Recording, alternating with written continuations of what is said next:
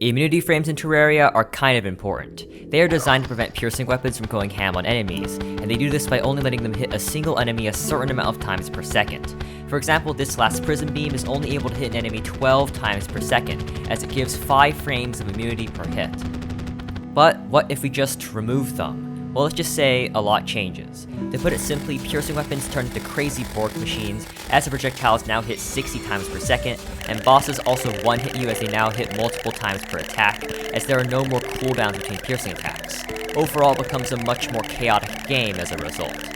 All of this is already well documented in the 2 videos Gungnir has already done on the topic, with over 6 million combined views on those 2 videos. However, if you've watched said video, you might have noticed one thing.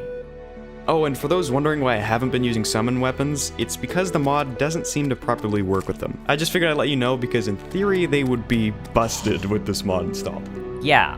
Unfortunately, the standard no immunity mod available in Tmod does not modify summon iframes for some reason, and neither is any iframe mod I've seen yet, until now.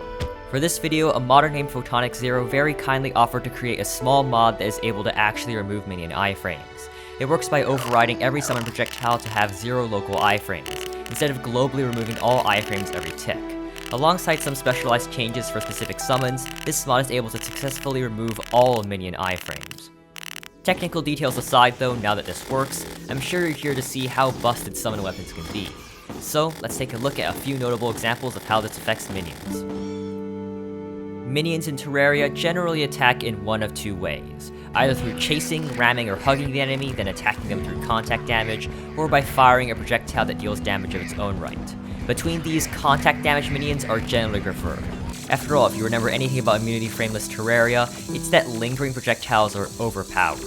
Contact minions are essentially just intelligent lingering projectiles, and so the best contact minions are those which can stay locked onto or into a certain target as consistently as possible.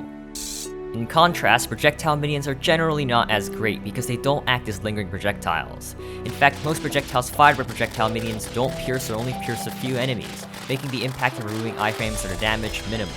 For example, Hornet Stingers don't pierce, so there's no difference whether iframes are disabled or not, while this Impel only pierces 4 enemies, so it disintegrates too quickly to really take advantage of this that well. So if you're interested in playing with this mod, with a few exceptions, you'll probably want to stick to minions that deal contact damage and stick well to enemies if you want to maximize your damage. An example of a minion borked by this mod is the Vampire Frog. It's a speedy, agile minion that deals contact damage, which is basically the ideal minion in this mod. Due to this, it actually turns out to be the best minion in all of pre-hard mode, due to Imp Staff and Hornet Staff being projectile based, and Finch and Fling Staff being too inconsistent on behalf of their inaccuracy and bouncing behavior respectively. Under ideal conditions, a single Vampire Frog can now deal 660 DPS with no damage buffs, and a horde of them melts through bosses like butter, as typical in no iframe runs. Quite interesting how this minion becomes the best. I mean, it is strongly held back by static iframes in vanilla. Another interesting minion to look at is the Spider Staff, which is actually quite similar to the Vampire Frog now that I think of it. Now, in vanilla, the Spider Staff isn't a very notable summon, as it acts as more of a stepping stone to better minions like the Blade and Sanguine. The unique iframe mechanics of the Spider Staff also really hold it back in vanilla as well. For those unaware, in short, individual spider minions don't get their own set of iframes, but must share them with other spiders of their same type. And unlike most contact minions, they are also capped at 3 attacks per second. Due to this, only 3 spiders can attack on an enemy at once with full effectiveness, and only 6 can attack at once at all. Basically, it's only ideal to use up to 3 spiders at a time for a single target, no matter what. This unique limitation really hurts them in vanilla, but here that no longer applies. Not only were their iframes removed, this mod also removes their attack speed cap as well. This works out great for them due to their latching mechanic. Even if the fact they're grounded limits their freedom of movement, they can buff out so much DPS that it almost doesn't matter. In fact, Spider's consistency when latching is so powerful in this mod that they actually become the most powerful minion in early hard mode. After all, the Blade Staff and Sanguine Staff's arc and dash mechanics mean that they can never attack an enemy 100% of the time. Sure, choosing bigger targets or getting closer can help, but they'll never reach 100%.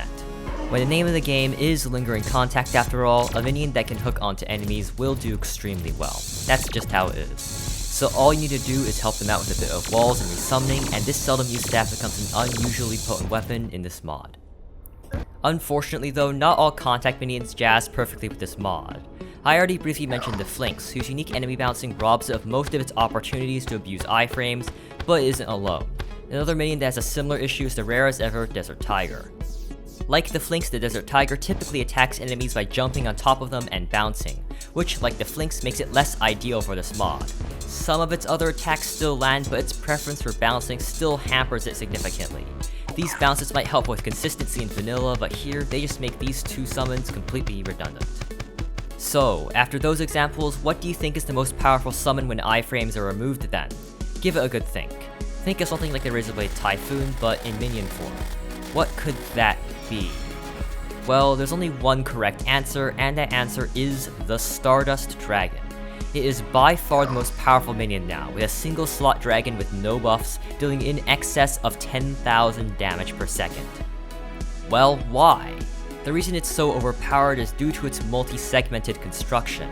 In vanilla, the Stardust Dragon uses static immunity, meaning the entire dragon attacks as one. If one segment hits an enemy, another segment can't hit it again until the immunity timer is up. Makes sense, it's one minion after all. However, with the immunity frames out of the question, this whole thing goes out of the trash can. So now, every single segment of the dragon can independently hit the enemy every frame separately constantly. Goddamn. You thought iframeless Razorblade Typhoon was overpowered? Well, you ain't seen nothing yet. What's funny about this is that a coding oversight like this actually happened once. If any of you remember the Staff the Mechworm glitch from Calamity mod about a year ago, this is probably what happened. The Calamity developers forgot to set their Mechworm's immunity frames to statically apply to the whole worm like they should, and instead accidentally left the local iframe switch on. As a result, every segment of the Mechworm could attack an enemy on its own, leading to it being multiple times more powerful than expected, and shredding bosses. This is basically what's happening here with the Stardust Dragon, except on crack, because we let it attack every frame as well. Balanced. Sentries also get some love when iframes are removed. Now, most sentries in the game intermittently fire typically non-piercing projectiles, making them rather useless, but there is one that stands above the rest, the Lightning Aura Staff. Similar to the Spider Staff in vanilla, Lightning Auras aren't actually strictly limited by iframes, instead being capped at 2 hits per second. But in this mod, that has been removed alongside its iframe, so the aura gets a major boost. A lot of this is attributed to its unique behavior. Unlike all those other sentries that have to recharge a projectile, this one deals juicy contact damage, giving it that juicy possibility of 100% uptime. A single tier 3 lightning aura can do thousands of damage per second to anything within its sphere. Absolutely cracked. And to end it off, let's talk about whips, because iframes affect them in a unique way as well. To look into that, we need to look into something called an extraUpdate. If you've perused into the wiki, you probably know what an extraUpdate is. It is usually referred to as the velocity multiplier, since that's what it's used for in most cases, multiplying velocity to make things go faster. But that's not what it only does. Technically speaking, what extraUpdates does is update the projectile multiple times per tick. A standard projectile only ticks and moves forward once per tick, but if it has one extra update, then it'll tick and move forward twice, hence the name. This does have the effect of doubling its speed, but ticking twice also does other things, like damage. A projectile with one extra update will tick damage twice in a single tick, as it essentially has 2 updates. Normally this isn't an issue, as all piercing projectiles have iframes, but with this modification that doesn't apply. Now, this matters for our whips here, since all whips have either 1 or 2 extra updates. They can and will hit 2 or 3 times per frame, and you can see this if you reveal their damage hitbox. As a result, whips are just pretty borked in this mod, dealing thousands of damage per second just on their own against single targets. They hit so many times that in a line of dummies, the whip's piercing runs out before the hitbox leaves the last dummy. That's hit rate right there. This mechanic isn't unique to whips though, and should apply to everything with extra updates. If you're playing a standard no immunity run, you'll probably notice this in normal weapons that have extra updates like Magic Quiver arrows and once again, the Razorblade Typhoon, as this lets them deal a disproportionate amount of damage by essentially letting them hit 120 times per second or more.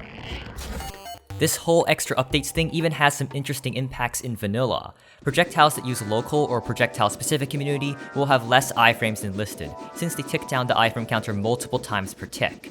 For example, the Zenith has 15 local iframes in the code, but due to its one extra update, it acts like it only has 7.5.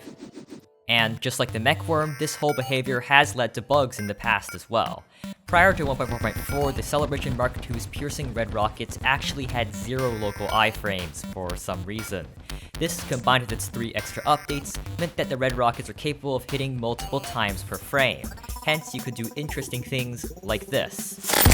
Luckily, this was fixed in 1.4.4, a truly interesting mechanic indeed. Alright, that's the most notable examples I'll show you, since that's the best I have for this 8-minute video. If you want to check out, experiment, or even do a playthrough with this mod, a version is available on the workshop. Compatibility is unknown. As always, thank you to Protonic Zero though for taking the time out to make this mod for me. If you enjoyed this video, consider subscribing as it helps support the channel and only about a quarter of you are. Similar videos are on the left and right. Either way though, thank you for watching and good day and goodbye.